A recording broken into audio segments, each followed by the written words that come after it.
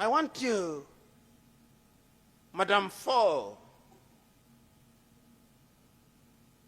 in our own inimitable way, ask you to pause for 1 minute and to search your hearts and to ask yourselves what your values are.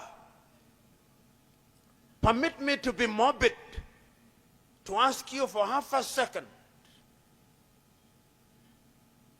to pause and ask yourself, if the Almighty were to call you now, God forbid, what would you say that you have done to humanity? Just for a minute. How would we eulogize you? Would you simply say that you are born on the 28th of some month of some year, and that you lived and that you died, and that the only two certificates you have are the birth and the death? Or that in between those certificates you have changed the lives of others? Dr. PK, I hope you are still in the assembly. I heard you so very eloquently when you said that leadership is about changing and influencing others. How many have you changed? Dr. Katongole, when he had the floor, introduced young men and women and said, these are the young men and women who will take over. I remember in 1978, I read a book written in 1958 by a young Nigerian called Chinua Achebe. And in one of the pages he asks, where are the young men and women, where are the young suckers that will grow when the old bananas die? These are old bananas. They are dying.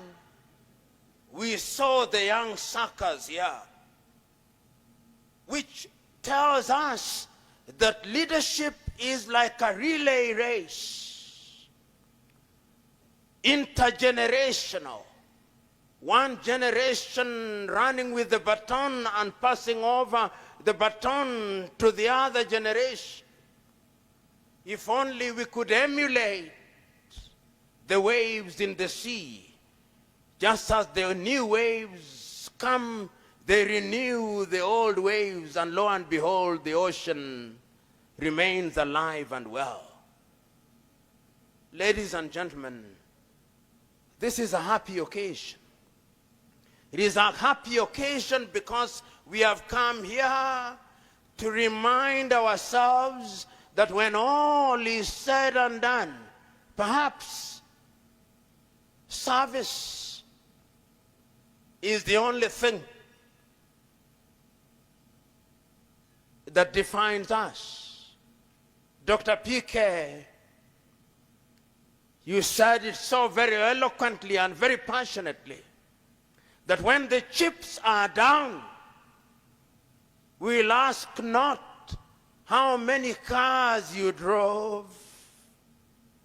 We'll ask not whether you are wearing designer suits from Giorgio Armani.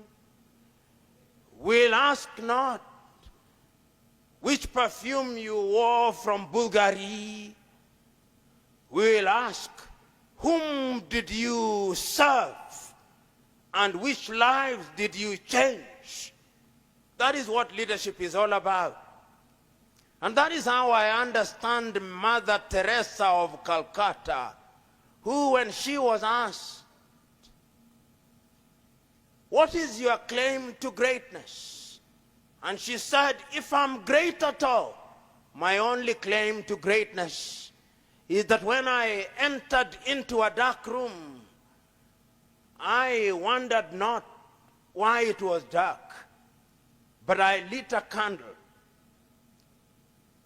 that it may contribute to destroying the darkness.